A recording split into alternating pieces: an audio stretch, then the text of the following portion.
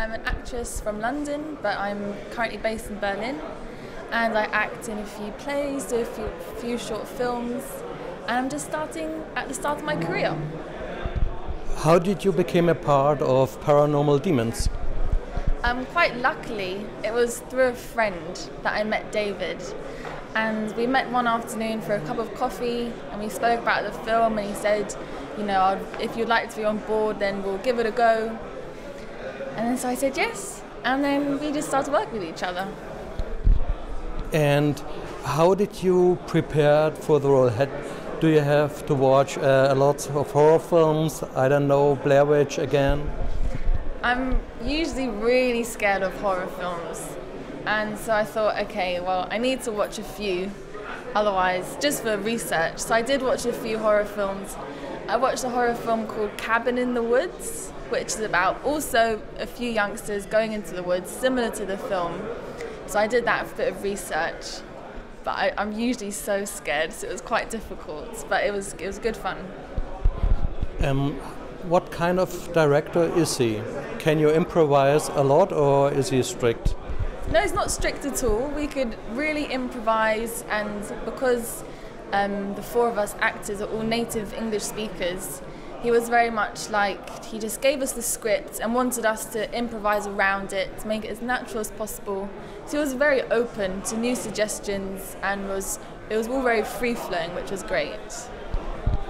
Can you talk a little bit about your role? So I play the character called Mary, who's quite cynical, and she doesn't believe in ghosts. She wants to prove it's all fake, because she thinks it's fake. So she goes in very headstrong, telling everyone, oh, don't be so stupid, of course it's all fake, there are no such thing as ghosts. But then as it goes on, she starts to realise, oh gosh, was I wrong? And she starts to doubt herself. Is it a strong female role?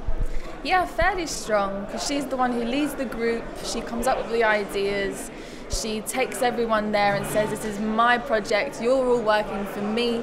So she's quite a strong female, which was really fun to play. And it was also quite a challenge to be that lead, but it was really good fun as well. You're starting out now, as you said before. What do you think of female roles in films or on the BBC in series? I think there's recently been quite an increase in female roles, and I think it's really good that more of them are coming into the limelight. So it was quite an honour for me to play a female lead, because I would love to pursue that with my future. So I think it's really great that there's more and more, and it's great that this film is one of those as well. What can you tell us about the shootings?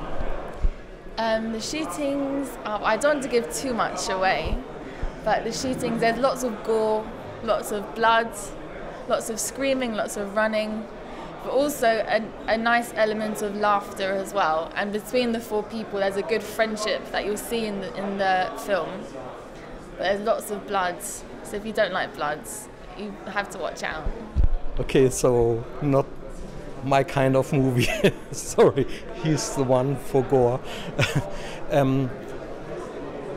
Was it hard, a certain scene to play where he would say, sorry, we have to do it again and again? There were quite a few technical difficulties with GoPros. So there was one scene I had to play where I had to put the GoPro on my head, and it was as if I was possessed, so to say.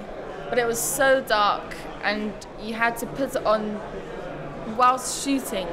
But often the GoPro would be in all different ways, so we had to do that about 15 times, because it kept then shooting upwards or shooting to the sides. So technically with the equipment it was quite difficult. Was the film chronologically shot? No, it wasn't chronologically shot. It was shot,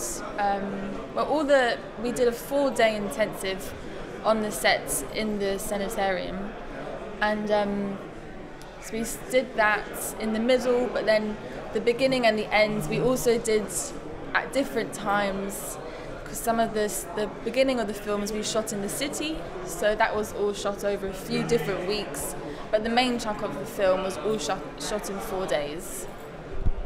And what were your expectations when you got the role? My expectations when I got the role, I did think it would be intense and lots of long hours and working all together, which it was. There were some days when we were there from 10 a.m. until 3 a.m. one day, which was really intense. And I did expect there to be quite a lot of physical movement, lots of running, and lots of running whilst talking, which is quite difficult physically. I thought there'd be quite a lot of physical demand. Was there a dubbing afterwards for dialogue? I don't think there was a dubbing, not that I know of right now. The director told us that the first day it was very cold and it was hard for the actors. What was your feeling from the first day? It was very cold.